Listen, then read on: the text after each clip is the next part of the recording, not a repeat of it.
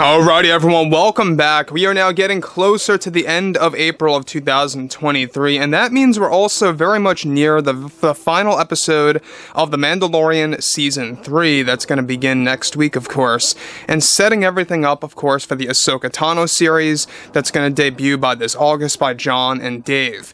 This is Mike Zero. Subscribe if you're new and like this video to see future Star Wars updates. I'm also on Twitter at Mike01. I thank you also very much for the great and kind support. Now, given that there's a lot of things happening between, of course, John, George, and Dave, the working trio that's really trying to bring Legends into live-action adaptations, we also have Kathleen Kennedy on the other end here, working her way through the Acolyte and Skeleton Crew, which, by the way, are described to be very controversial Star Wars pieces, because these are Kathleen Kennedy-driven projects. These are specifically projects driven to depart away from George Lucas's philosophy of the franchise.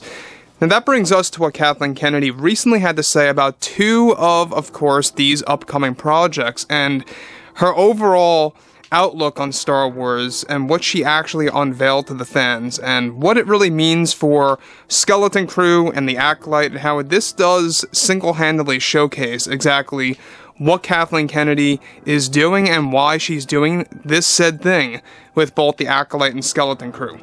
Now, one thing that we do know about Kennedy is that she specifically wanted Leslie Headland to handle the Acolyte for specific reasons, and we're going to be tapping into that in just a second. And it has a lot to do with the fact of departing or cutting that burden, as she likes to call it, from George Lucas's overall outlook on the franchise. Now, beyond all of this, what's really intriguing is that with many new Star Wars TV shows in the works by John and Dave, who are endlessly trying to adapt the Legends material in live action, Kathleen Kennedy recently got involved in an interview when she was being questioned about her role at Lucasfilm. Kennedy went on to state the following to the fanbase: "I just think with the projects that we have been working on, like Skeleton Crew and the Acolyte, it gives us the greatest chances to explore and promote diversity in ways no other brand has ever done so before. These two fantastic projects I have been working on with John Watts and Leslie Headland have been a challenge and a thrill at the same exact time.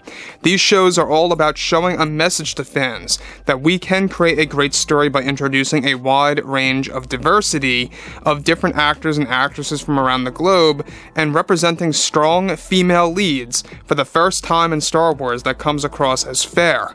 Now let me stop right here for 1 second, guys. This is where it begins to go downhill, is that Kathleen Kennedy begins to talk about these strong female leads and how they're the first ones in existence of Star Wars. I think that she's forgetting about Leia, you know, one of the most prominent roles in the Star Wars franchise. I don't know how you could even forget that.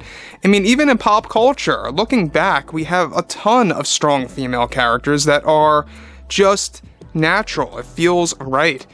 You know, you got Ripley, you've got Sarah Connor, you got all these different characters, and it's the points that I always like to put out there, that those characters are not forced. It's not like it's a competition against male leads. This is what Kathleen Kennedy seems to come across as, is that she's trying to create said roles to compete against male leads, and kind of doing these bait and switches when it comes to, you know, what's the prominent focus on the show. So anyways, we all know that Kathleen Kennedy, this is all what she's about. She basically did the same thing in The Force Awakens marketing. This is why John Boyega got so upset. It wasn't just because of, you know, his race, but also about how his lead role was basically just a ruse, and it was a pretty much false marketing campaign when they had Finn on all the banners everywhere, even in Times Square in New York City. They had Finn up there for The Force Awakens with the Skywalker lightsaber, and then they switched it to Rey. That, of course, really bothered John Boyega, guys, believe it or not. It really did. That's why he wants nothing to do with Disney again, because of that false marketing. Anyways, Moving on, alright? Now, she goes on to say, in the older films, female characters like Leia always needed help from those like Luke and Han. We wanted to tell stories of women who can handle their own missions and their own challenges by their own. If you have something powerful like that, that's all the story you really need to tell a great tale in the galaxy far, far away. With the Acolyte, Leslie and myself are making sure that we pay close attention to strong female leads strictly to enhance the story for the newcomers that may have never seen or heard of Star Wars. With Skeleton Crew, it's probably one of our most diverse Star Wars projects yet in many different areas.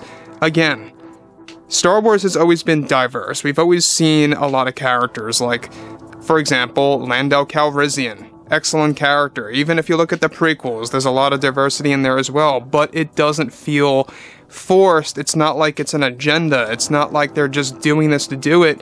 It doesn't make sense.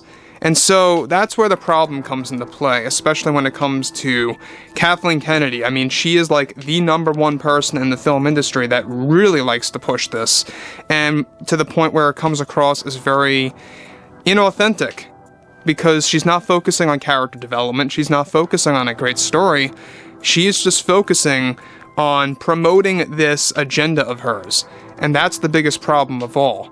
So I don't know if you guys agree with me on that or not. I'm sure a lot of you do, but we have always had diversity and strong female-led characters in pop culture. I mean, it's nothing new.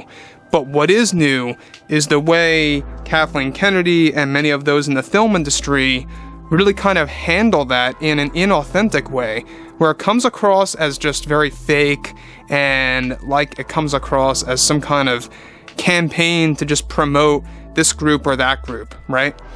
Anyways, moving on. Both of these projects, she says, have been very challenging to make, and we hit a couple of blocks. Of course, she's alluding to the rewrites and the reshoots, but we are getting them together week by week. Personally, I think it's very exciting. Meanwhile, apart from what Kathleen Kennedy stated here, however, guys, John and Dave are strictly focusing on storytelling in the upcoming Ahsoka series and the season 2 of that show, and other Star Wars shows that are currently in the works as well for the fan base. And that's true. John and Dave are focusing strictly on storytelling.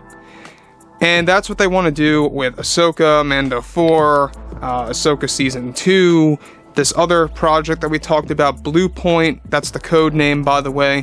There's a lot that we've been talking about that's in the pipeline on the roadmap of the franchise that will be announced partially at this year's D23 event, so keep your eyes open for that. More announcements will follow as well during the earnings call that Disney's going to give. I believe it should be in November of this year.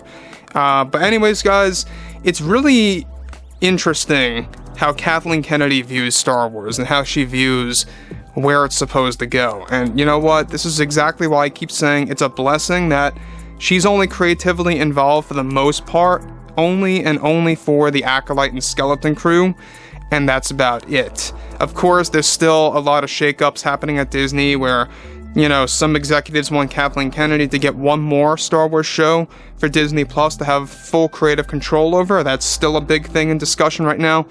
But anyways, guys, I would love to hear what you all have to say about this entire scenario, about Kathleen Kennedy's outlook on the franchise.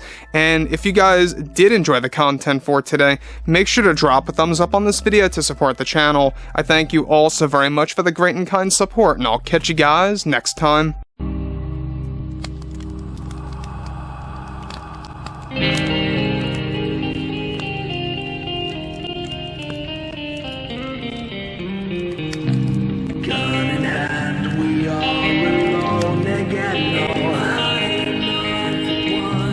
Night to moon, we hear them moans again.